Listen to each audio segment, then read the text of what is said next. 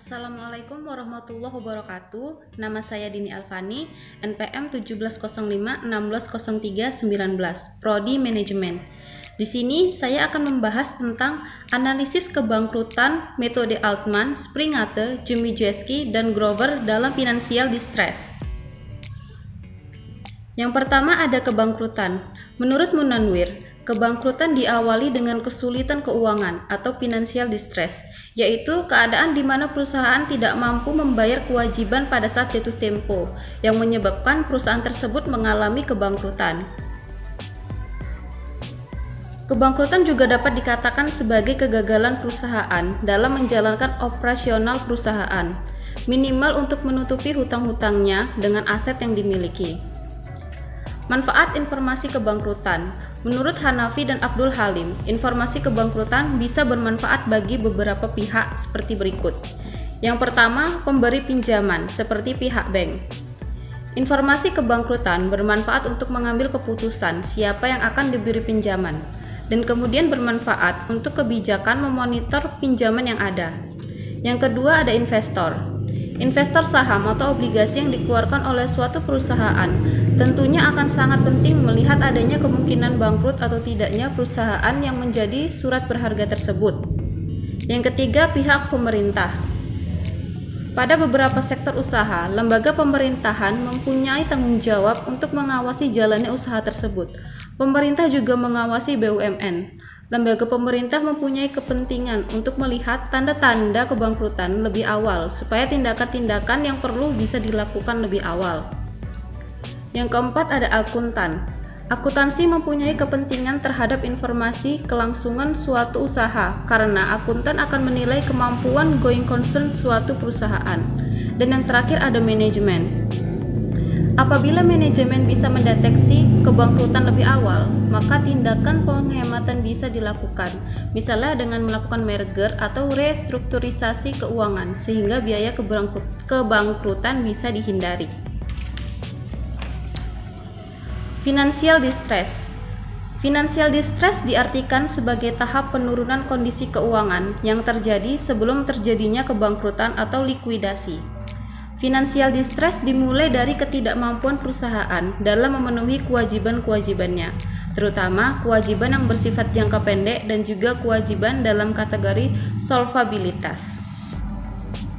Penyebab financial distress. Yang pertama ada neoclassical model, yakni financial distress terjadi ketika alokasi sumber daya tidak tepat. Yang kedua ada financial model. Financial distress ditandai dengan adanya struktur keuangan yang salah dan menyebabkan batasan likuidasi. Dan yang ketiga ada corporate governance model, yakni ketika perusahaan memiliki susunan aset yang tepat dan struktur keuangan yang baik, namun dikelola dengan buruk. Kebangkrutan dan financial distress. Dalam kondisi financial distress, perusahaan belum bisa dikatakan bangkrut seutuhnya.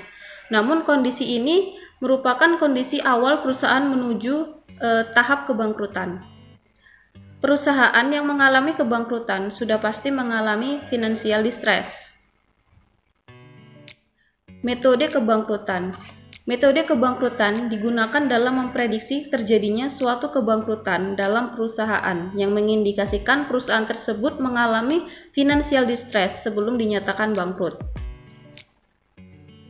Berikut ada 4 metode kebangkrutan, yakni metode Altman-Z-Score, metode Springate-S-Score, metode Jemiejewski-X-Score, dan metode Grover-G-Score.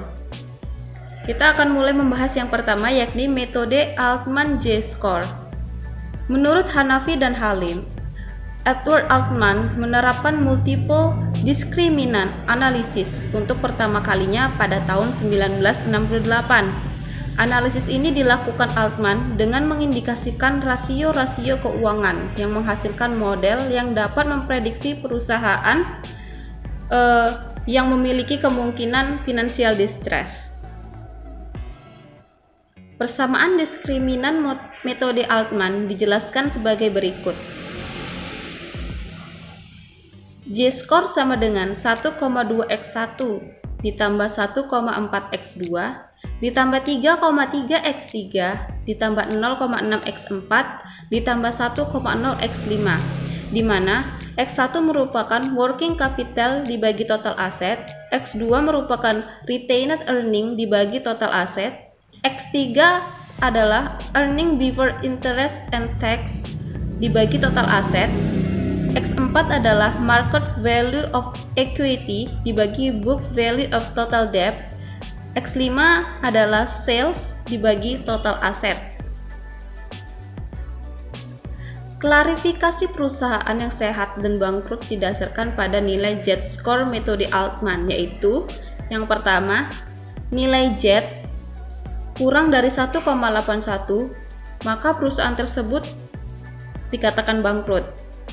Apabila Z lebih besar dari 1,81 dan lebih kecil dari 2,99, maka perusahaan tersebut merupakan gray area, yakni tidak dapat ditentukan perusahaan ini sehat atau bangkrut. Yang terakhir adalah nilai Z lebih besar dari 2,99, maka perusahaan tersebut adalah perusahaan yang sehat. Yang kedua ada metode Springate S-score. Menurut Peter dan Joseph dalam Ben et al., model ini dikembangkan pada tahun 1978 oleh Gordon L.V. Springate. Gordon L.V. Springate tahun 1978 melakukan penelitian untuk menemukan suatu model yang dapat digunakan dalam memprediksi adanya potensi indikasi kebangkrutan. 4 rasio tersebut dirumuskan menjadi S-score sama dengan 1,03 X1 ditambah 3,07 X2 ditambah 0,66 X3 ditambah 0,4 X4, di mana X1 sama dengan working capital dibagi total aset, X2 sama dengan net profit before interest dan tax dibagi total aset, X3 merupakan net profit before tax dibagi current liability, dan X4 sama dengan sales dibagi total asset. Klarifikasi perusahaan yang sehat dan bangkrut didasarkan pada nilai S-score metode Springate, yaitu apabila skor S lebih besar dari 0,862, maka perusahaan tersebut tidak berpotensi bangkrut. Dan apabila skor S lebih kecil dari 0,862, maka perusahaan tersebut diklasifikasikan sebagai perusahaan yang tidak sehat atau perusahaan yang berpotensi bangkrut. Yang ketiga ada metode Jemiejewski X-score. Menurut Prihatini dan Sari, metode prediksi yang dihasilkan oleh Jemiejewski pada tahun 1983 merupakan riset selama 20 tahun. Metode ini menghasilkan rumus sebagai berikut. X sama dengan minus 4,3 dikurang 4,5 X1 ditambah 5,7 X2 dikurang 0,004 X3, di mana X1 merupakan ROA, X2 merupakan leverage atau debt ratio, dan X3 merupakan likuiditas atau current ratio. Klarifikasi perusahaan yang sehat dan bangkrut didasarkan pada nilai X-score metode Jemiejewski. Yang pertama, jika skor lebih besar dari 0, maka perusahaan diprediksi berpotensi mengalami kebangkrutan. Dan jika skor lebih kecil dari 0, maka perusahaan diprediksi tidak berpotensi untuk mengalami kebangkrutan. Yang terakhir ada metode Grover-G-score.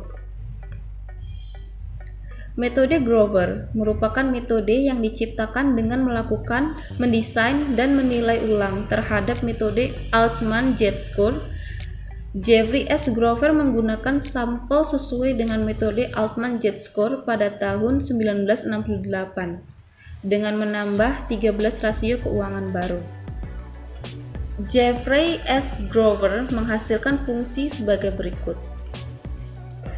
G-score sama dengan 1,650x1 ditambah 3,404x2 ditambah 0,016 ROA dan ditambah 0,057, di mana X1 sama dengan working capital dibagi total aset, X2 sama dengan earning before interest dan tax dibagi total aset, dan ROA sama dengan net income dibagi total aset.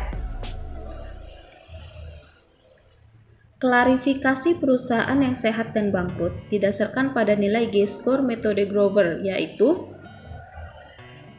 apabila skor G lebih kecil sama dengan minus 0,02, maka perusahaan ini diprediksi dapat mengalami kebangkrutan.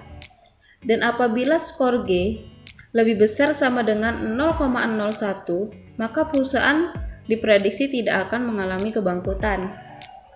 Dari semua pembahasan yang telah saya paparkan, maka dapat ditarik kesimpulan. Setiap metode kebangkrutan memberikan hasil prediksi perusahaan yang saling berbeda, mengingat setiap metode memiliki standarnya masing-masing dan memiliki variabel perhitungan rasio keuangan dan nilai cut-off skor yang berbeda-beda pula. Jika prediksi menyatakan bangkrut, maka sudah pasti perusahaan tersebut akan mengalami kondisi aktual financial distress. Namun, jika prediksi menyatakan tidak bangkrut, maka kondisi aktual perusahaannya berada dalam kondisi keuangan yang sehat. Financial distress merupakan kondisi kesulitan keuangan, yang dimana jika perusahaan mengalami financial distress, maka perusahaan masuk ke dalam tahap awal kebangkrutan.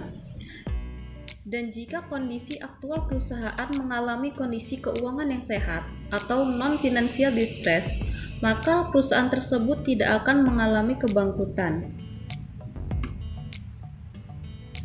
Sekian penjelasan dari saya. Terima kasih. Assalamualaikum warahmatullahi wabarakatuh.